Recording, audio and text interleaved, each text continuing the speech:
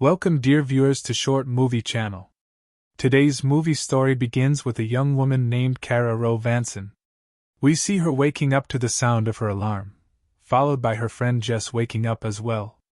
After that, Cara calls her mother, Deborah, and tells her that she's planning to visit her dad this week. They chat for a bit, and after their call ends, Jess asks Cara to water the plants because she's about to take a shower and get dressed.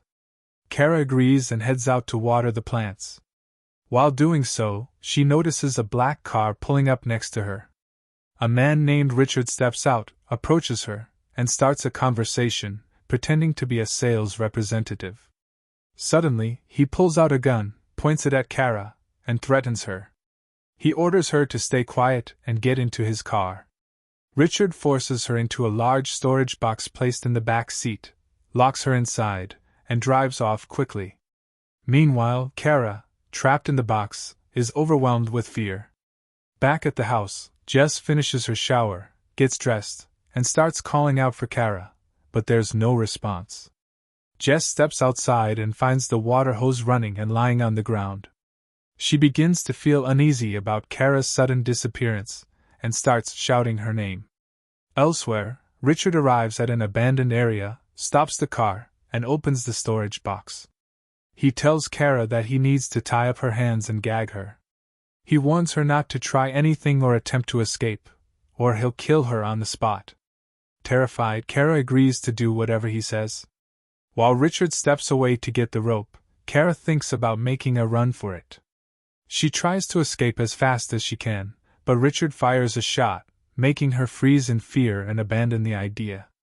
Richard restrains her again, ties her up, and locks her back in the box. He gets back in the car and continues driving. Meanwhile, Jess calls Deborah, Cara's mother, and asks if she knows where Cara is. Deborah says she spoke to her on the phone about 30 minutes ago. When Jess tells her that Cara has suddenly gone missing, Deborah becomes worried and immediately calls Ryan, Cara's friend, to ask if she's with him. Ryan denies it and assumes Cara might be with Jess. Deborah corrects him, saying Jess already contacted her and mentioned Cara's disappearance. After ending the call with Ryan, Deborah contacts the police and then heads to Jess's house. At the same time, Richard arrives at his house with Cara. He pulls her out of the box, unties her, and warns her not to make any sudden moves or he'll kill her. Cara promises to comply. Richard takes her to a bedroom and warns her not to think about escaping. He tells her to follow his orders and asks for his permission before doing anything. He then begins interrogating her about her life, writing her answers in his notebook. Afterward, he orders her to lie down on the bed and remain completely quiet. He intends to assault her, and Cara is too frightened to resist, fearing he might actually kill her if she does. At that moment, Deborah calls her ex-husband, Ron, who is Cara's father, and informs him about their daughter's sudden disappearance. A police officer arrives at Jess's house, Cara's friend, and speaks with Jess and Deborah, Cara's mother. Deborah reports that her daughter is now considered missing because no one knows where she is or how she disappeared 2 hours ago. However, the officer responds by saying that 2 hours isn't enough time to file a missing persons report, and that they need to wait a bit longer. He explains that Cara might have gone somewhere, and will likely show up soon. After this, the officer leaves. Meanwhile, Cara is at Richard's house.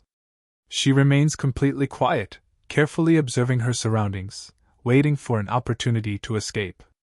Richard speaks to her, trying to reassure her, and tells her he will let her go and won't hurt her. He then begins talking about his birds, saying he loves them because they are simple and don't mind being kept in cages, unlike humans. He apologizes to Cara for what he has done and assures her that he plans to release her in the end. At that moment, Cara asks Richard if she can use the bathroom. She considers escaping but hesitates when she notices that Richard has his gun with him. Richard tells her he will prepare some food for them to eat together. Cara offers to help him prepare the meal, but he asks her instead to sweep the kitchen floor. Cara picks up the broom and starts sweeping while discreetly focusing on memorizing the names and numbers on the business cards and contact papers stuck to the refrigerator. Elsewhere, Officer Dale doesn't take Deborah's report of her daughter's disappearance seriously but assures her that the best investigators will start working on it soon. Meanwhile, Richard and Cara are sitting together watching the news. Cara feels frustrated when she doesn't hear any news about her disappearance on the local channel. This makes her think that no one cares about her or notices her absence. Later, Richard takes her to the bedroom and places her back in the storage box after tying her up and gagging her. He locks the box, but Cara starts feeling suffocated and begins banging on the box to make noise. Richard returns, visibly angry, but he opens the box to ensure she can breathe properly. This time, he leaves the box open. Cara silently cries, reminding herself to stay alive and play along with Richard until she finds a way to escape. After that, Richard covers his bird cages and wishes them sweet dreams. He pulls out a large box from under the cages but notices Cara watching him, so he pushes the box back to its original place. A little later, Richard goes to the bathroom to brush his teeth. Cara contemplates locking him in the bathroom and escaping through the window, but she changes her mind, fearing he will catch her and kill her. Richard tells her to lie down on the bed to rest, then sits beside her. The next morning, Cara wakes up to the sound of Richard snoring. She realizes this is the perfect time to escape. She successfully unties herself, stands on tiptoes, and quietly leaves the bedroom. She manages to make her way out of the house and into the street, where she stops a passing car with two men inside. She tells them that someone had kidnapped her and asks them to take her to the police station. They agree and tell her to get in quickly. Cara gets into the car and points out Richard's house to help them remember its location. Cara arrives at the police station and files a report about her abduction. Lieutenant Aaron takes her to his office to hear all the details, while Captain Bonnie interviews the two men who drove Cara to the station. However, the men can't recall the exact address of the house where Cara had been held captive. At that time, Cara was with Lieutenant Aaron when Captain Bonnie entered and handed a report on the statements of the two men who were with Cara to Lieutenant Aaron. Lieutenant Aaron also called Deborah, Cara's mother, and informed her that Cara was now at the police station.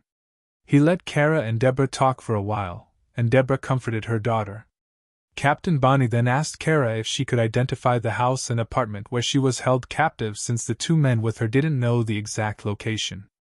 Cara was scared to go back there, but Lieutenant Aaron told her that if she wanted justice and to get back at the person who did this, she would need to find the courage to help them track him down.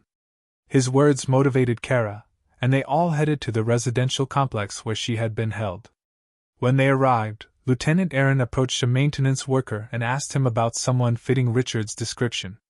Cara joined them and mentioned that this person had several bird cages in his apartment. The maintenance worker told them it was likely the person in Unit 301. Captain Bonnie approached apartment 301 while Aaron put Cara in the police car, asking her to stay calm and not be afraid of anything. Meanwhile, Deborah arrived at the police station, asking about her daughter. Cara immediately went to her, and they embraced. We learn that when Captain Bonnie knocked on the apartment door, no one answered, so she used the maintenance worker's key to unlock it. Aaron and Jim entered the apartment but didn't find anyone inside. At that moment, Cara was at the hospital for a checkup. Captain Bonnie came in with a collection of photos, and luckily, Richard's picture was among them. Cara recognized him, and they confirmed that he had indeed rented apartment 301. Cara broke down in tears upon learning that he had escaped, but Captain Bonnie reassured her that he would be caught. Captain Bonnie asked Cara for any additional information that might help them track him down.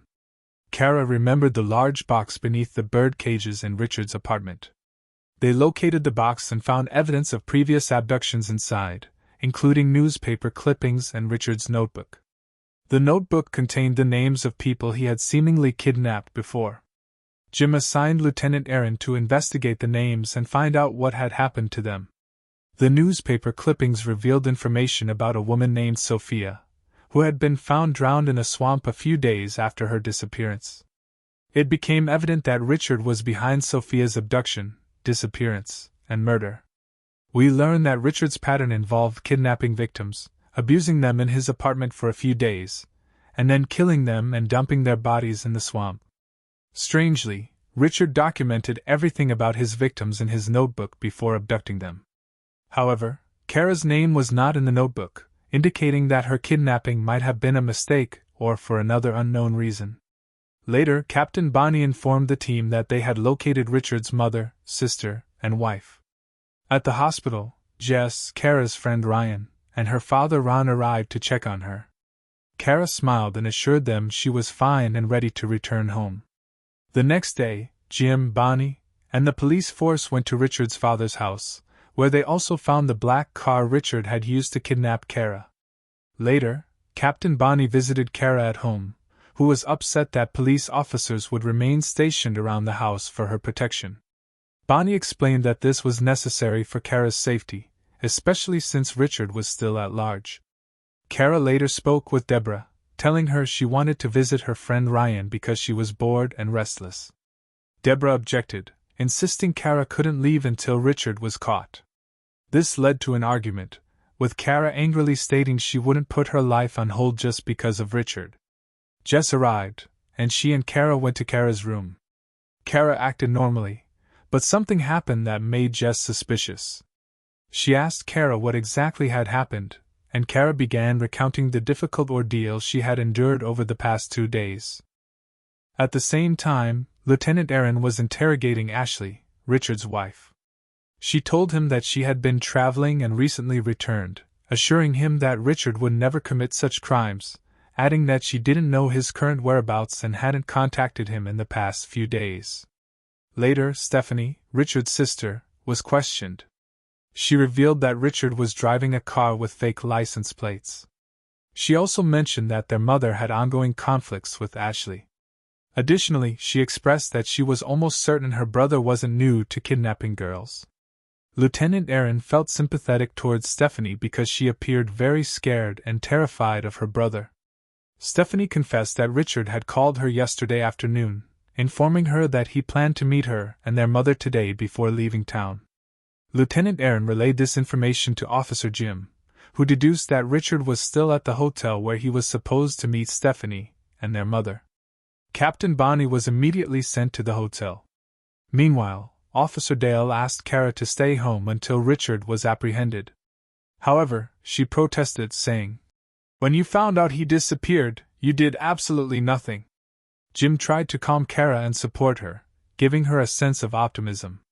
Later, Lieutenant Erin called Jim to inform him that Richard had just used his phone for 15 minutes. By tracing the call's origin, they discovered he was in Jacksonville, Florida, heading to his other sister, Pamela, in Bradenton. Lieutenant Erin alerted the Bradenton Police Department to prepare for Richard's arrival. At the same time, Cara was arguing with her mother, Deborah, insisting on leaving the house while Deborah opposed the idea. Eventually, Cara apologized to her mother but seemed determined to move forward with her life. When Richard arrived in Bradenton, he got out of the car and noticed 2 police officers nearby. He immediately started running on foot. The officers began chasing him, with one pursuing on foot and the other in a patrol car. They eventually caught up with him. During Ryan's baseball game, Richard shot himself, ending his life. Cara was overjoyed at Ryan's victory in the game and felt that her nightmare had finally ended. The next morning, Cara woke up looking unhappy. During breakfast, her mother, Deborah, told her that Richard had committed suicide the previous day. This made Cara angry, as she hadn't been told sooner. Deborah explained that she didn't want to ruin Cara's happiness after Ryan's win by reminding her of the criminal. Cara went outside to sit alone in front of the house, where Jim joined her to talk. He wanted to know more details about what she had been through, but she refused to discuss it, saying that since Richard was dead, there would be no trial, and the events no longer mattered to anyone. Cara was determined not to let her loved one suffer any more pain because of what she had endured. Jim admired her selflessness and her concern for others despite everything she had gone through. Later, Captain Bonnie advised Deborah to give Cara enough time to heal from her experience. Cara went back inside the house, where Deborah apologized for restricting her freedom recently. She encouraged Cara to return to her normal life, reconnect with her friends, and embraced the love and support of those around her. Eventually, Cara regained her energy, vitality, and happiness, returning to her usual lively self. And so, the events of our film come to an end. We hope you enjoyed today's story. Don't forget to support us with a like and subscribe to the channel.